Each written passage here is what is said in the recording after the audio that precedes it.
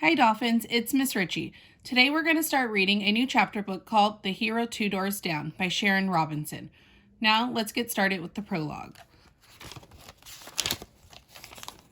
December 5th, 1959 turned out to be the worst day of my life. I was 20, a sophomore at Brooklyn College. My dream was to one day become a doctor, so I concentrated on being a good student. But I was also a rebel, and my dad was a prime target. Those boyhood years when my dad and I shared a passion for baseball and the Brooklyn Dodgers were gone. Lately, there was more tension between us than love. That afternoon, the fight was knocked out of me. I came home after a swim meet, tired and hungry. Mom met me at the door, looking worried. "Stevie, your father's home," Mom said.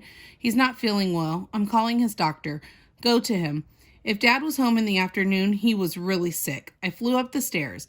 My heart raced as if I was still in the final lap of my last race. When I reached the landing, I was greeted by an eerie silence. It reminded me of a snowstorm that once shut Brooklyn down when I was younger. I peeked into my parents' bedroom. My dad was propped up against several pillows, struggling to breathe. His eyes were closed and his mouth was open. "Dad," I called out as I rushed to him. I leaned in and shook his shoulders. "Dad?" He sucked in air without speaking. I turned and ran back down the stairs. "Getting an ambulance," I managed as I passed my mother on the steps. Outside, I felt a burst of cold air on my flushed cheeks. I ran as fast as I could. The fire station on Utica was only 3 blocks away. There was always an ambulance parked in front. I reached the open garage. When I saw it, it was empty. I burst into tears. A fireman came to my rescue. "What's wrong, son?" he asked. "My dad's in trouble," I gasped between sobs. "We need an ambulance, quick." "Okay, calm down and tell me what happened," the fireman said. "He's having trouble breathing. I think it's his heart," I explained. "Here, write down your name and address," he said, slapping a pad of paper in front of me. "I'll send an ambulance to your house as quickly as possible. Don't panic. You did the right thing for your dad. Now go home and stay there until help arrives." The restaurants I passed on my way home told a story. A kosher deli, a bagel shop, a Chinese takeout, and a Caribbean restaurant stood side by side. On the opposite side of the street, there was a pizza and soul food. Over the years, our mostly Jewish neighborhood had become a community more reflective of the diversity of Brooklyn. "Change is inevitable," Dad would say. He had spent most of my childhood managing Markle's shoe store on 5th Avenue and 48th Street in Manhattan. Now he made custom shoes for everyone.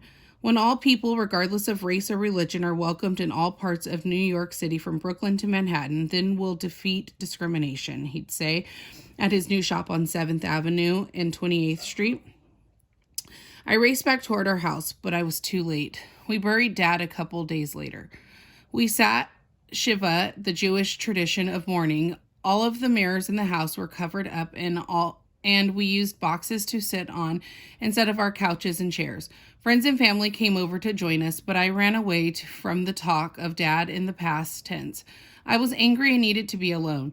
I was in no mood to entertain friends. Nothing would bring Dad back. We'd never again press our heads against the transistor radio or watch the news on the black and white television in the living room.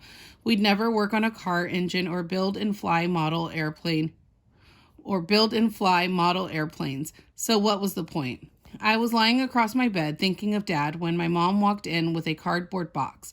"I found this in your father's closet," she said, dropping the box by my bed. "What is it?" I asked as I lifted up on my right elbow. "Not sure," Mom replied. "It has your name on it." I slipped off the bed and settled on the floor beside the box. I lifted the lid and pulled out an envelope addressed to me. It was in my dad's handwriting. "Oh," Mom said, seeing the note. "Do you want to be alone?" I shrugged. "I guess." Mom stood up and slid her fingers through my hair before she left.